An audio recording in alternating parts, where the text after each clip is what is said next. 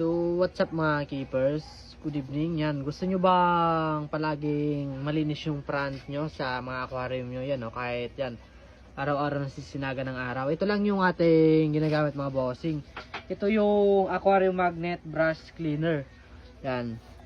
Itong size na nabili natin is small. Mayroon din tong mga size na medium, large, and small. Yan, o.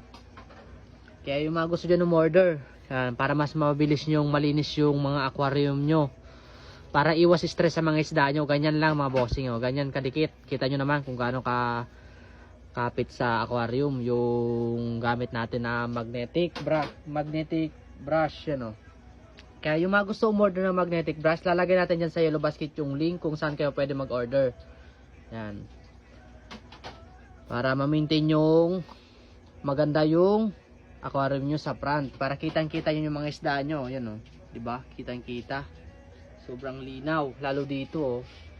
Then yung mga algae is nasa gilid lang, and sa front is yan, malinaw, kaya kitang-kita nyo talaga yung isda nyo. Ano? Yan, diba? Yan. Diba? Ito lang yung gamit natin, magnetic brush.